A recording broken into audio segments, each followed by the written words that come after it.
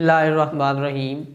السلام علیکم اسٹوڈنٹس، امید کرتا ہوں آپ سب لوگ خیریت سے ہوں گے، میں بھی خیریت سے ہوں۔ اور جیسا کہ آپ لوگوں کو پتہ ہے کہ اس سے پہلے ہم اپنی پوئم سٹارٹ کر چکے تھے، تو آج جو ہم پوئم ڈسکس کرنے جا رہے ہیں وہ ہے جی آپ کی رباعیات۔ ٹھیک ہے، رباعیات یہاں پر مینشن بھی کیا ہوا ہے۔ رباعیات یہ ایک علامہ اقبال کی بہت بڑی پوئم ہے رباعیات، وہاں سے یہ کچھ جو اسٹینزاز لیے گئے پھر آپ کی بک کے اندر ایڈ کیے گئے۔ تو جو آپ علامہ اقبال کے بارے میں تو آپ جانتے ہی ہیں، جو کچھ بھی انہوں نے کہا، تو جتنی بھی انہوں نے پوئٹری بھی کی، تو شاعر مشرق بھی ان کو اردو میں کہا جاتا ہے۔ چلیں اب دیکھتے ہیں جی کہ اس پوئم میں جو ہمارے شاعر مشرق ہیں علامہ اقبال صاحب کیا فرماتے ہیں، دیکھتے ہیں۔ Faith is like Abraham at the stake۔ سٹیک کہتے ہیں مصیبت کو، یعنی مصیبت کے وقت فیتھ ایمان فیتھ مین عقیدہ ایمان، ٹھیک ہے۔ فیتھ از لائک ابراہم، یقین ایمان ابراہیم کی طرح ہونا چاہیے، ابراہیم کی طرح ہونا چاہیے۔ ابراہیم سے مراد حضرت ابراہیم علیہ السلام، ٹھیک ہے۔ تو کہتے ہیں کہ مصیبت اور پریشانی کے وقت یقین عقیدہ حضرت ابراہیم علیہ السلام کی طرح ہونا چاہیے۔ To be self honouring and God drink, عزت و نفس کا خیال اینڈ گاڈ ڈرنک، اور اللہ تعالیٰ کے عشق کے اندر مست ہونا، از فیتھ، یہی یقین، یہی ایمان ہے، یہی ایمان ہے۔ دو چیزوں کو انہوں نے کہا ہے، ایک تو اللہ تعالیٰ کے عشق میں مست ہو جانا، دوسرا اپنی عزت کا خیال کرنا۔ اس کو کیا کہتے ہیں؟ کہتے ہیں یہی ایمان ہے۔ عزت کا خیال کیسے کرنا؟ مطلب یہ نہیں کہ آپ کسی سے کہیں جی میری عزت کریں، نہیں، مطلب کیا ہے کہ ایک اللہ تعالیٰ کو ماننا۔ اب دیکھیں نا، اب اس بات کو سمجھنے کے لیے آپ کو حضرت ابراہیم علیہ السلام کا واقعہ سمجھنا پڑے گا۔ نمرود نے آپ کو چیخا کے اندر جو جلانے کا سوچا، اس نے پھینکا چیخا کے اندر، حضرت ابراہیم علیہ السلام کو پھینکا، لیکن اس وقت آپ اکیلے تھے، اور انہوں نے اکیلے تھے لیکن اپنی سیلف رسپیکٹ قائم رکھی۔ انہوں نے ایک اللہ تعالیٰ کے پر ہی یقین رکھا، اور اس وقت بھی وہ نہیں گھبرائے، انہوں نے کسی سے نہیں کہا کہ میری مدد کریں، ٹھیک ہے، اللہ تعالیٰ پر ہی یقین رکھا، اپنی سیلف رسپیکٹ بھی نہیں جانے دی ہاتھ سے، کہ یعنی ان سے کہتے کہ جی آپ کسی اور کو کہتے مدد کے لیے لے آتے، آپ میری مدد کریں، نمرود سے اگریمنٹ کرتے، نہیں، کچھ بھی نہیں کیا، اپنی سیلف رسپیکٹ قائم رکھی، اور کہا جی میں اللہ تعالیٰ کی وحدانیت کے لیے آیا ہوں، تو وہی بات کروں گا جو اللہ تعالیٰ نے فرمایا ہے۔ تو لہٰذا ایمان ان کا یہی تھا۔ اب دیکھیں نا، وہ سارے جتنے بھی لوگ تھے، نمرود اور اس کے سارے درباری، ہر بندہ اس وقت حضرت ابراہیم علیہ السلام کے خلاف تھا، اور حضرت ابراہیم علیہ السلام نے کیا کیا؟ انہوں نے اپنا ایمان نہیں چھوڑا مصیبت پریشانی کے وقت، جو انہوں نے عقیدہ شو کیا۔ تو علامہ اقبال کہتے ہیں جی کہ آپ کا عقیدہ بھی وہی ہونا چاہیے جو مصیبت کے وقت حضرت ابراہیم علیہ السلام کا تھا۔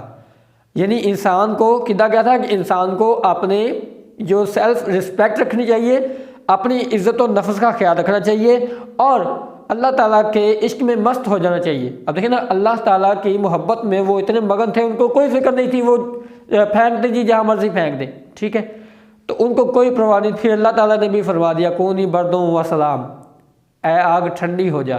یہ پورا واقعہ ہے نا، یعنی ٹھنڈی والی نہیں بلکہ سلامتی والی بن جا، اے آگ سلامتی والی بن جا۔ اتنی ٹھنڈی بھی نہیں ہونا کہ حضرت ابراہیم علیہ السلام کو ٹھنڈ لگ جائے، اتنی گرم بھی نہیں ہونا کہ ان کو گرمی لگ جائے۔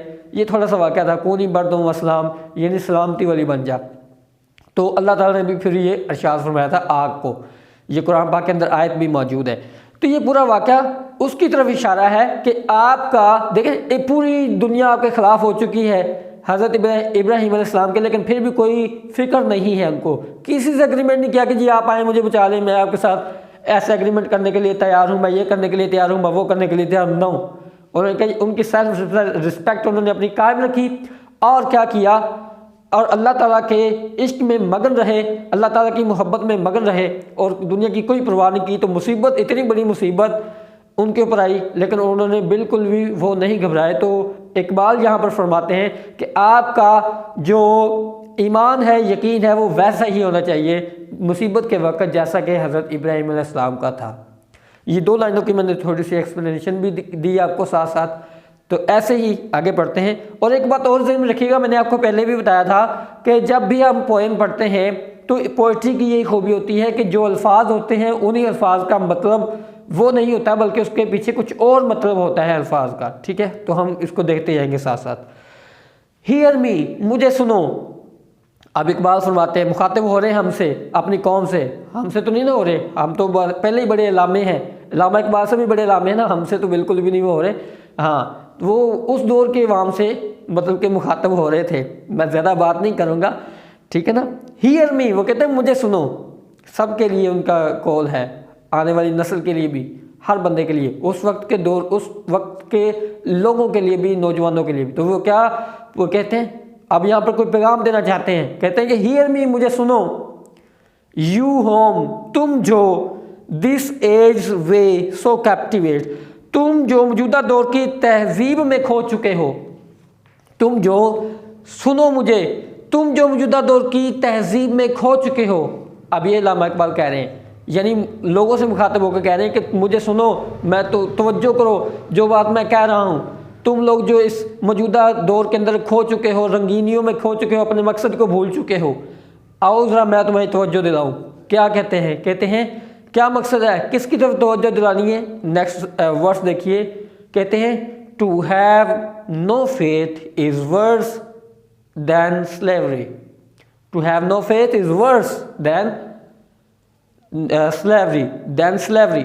تو کہتے ہیں جی کہ آؤ مجھے سنو، تم جو اس تہذیب کی رنگینیوں میں کھو چکے ہو، آؤ مجھے سنو، میں تمہیں بتاؤں کیا کہ ٹو ہیو نو فیتھ، ایمان کا نہ ہونا.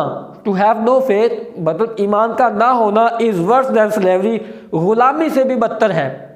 یعنی یقین کا، ایمان کا نہ ہونا غلامی سے بدتر ہے. اب یہاں پہ ایک بندہ جس کے پاس یقین جو ہے وہ ہے، لیکن ایک بندہ غلام ہے، ٹھیک ہے، یا یوں کر لے، وہ کہنا کیا چاہتے ہیں کہ غلامی، ہم عام طور پر سمجھتے ہیں کہ غلامی جو ہے وہ زیادہ بدتر چیز ہے، انسان کو آزاد ہونا چاہیے، جبکہ غلام نہیں ہونا چاہیے، غلامی بدتر ہے، ہم سمجھتے ہیں.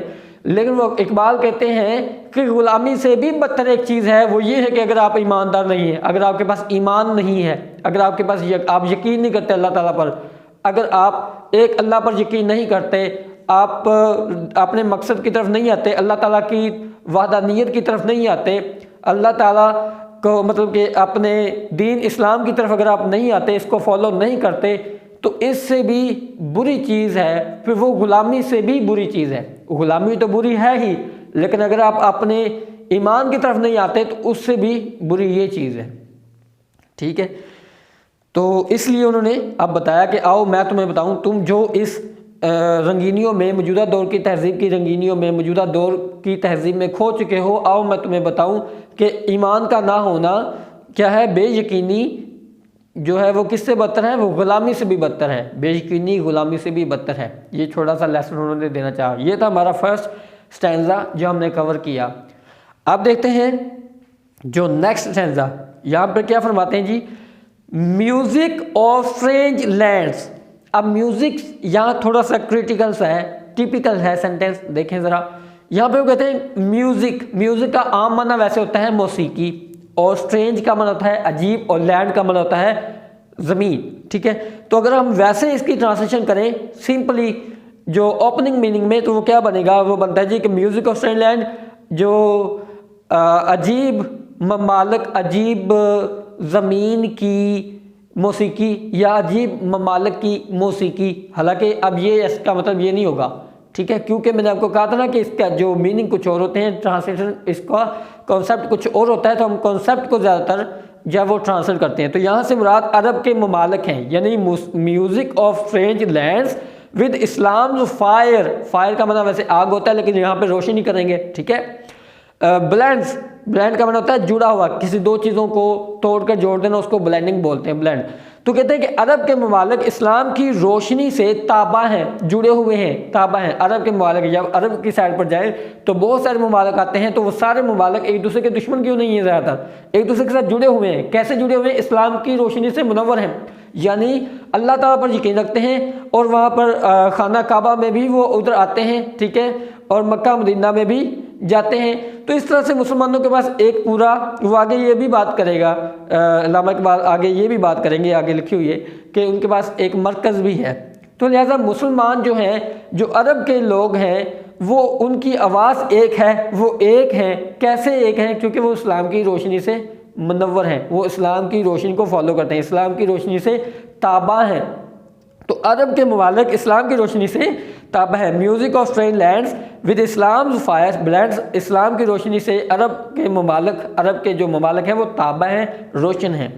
اون وچ، جس پر، کس سے مطلب اسلام کی روشنی، جس پر، اون وچ جس پر دا نیشنز ہارمونی ڈیپینڈز، جس پر اقوام کی ہم آہنگی کا دارمدار ہے۔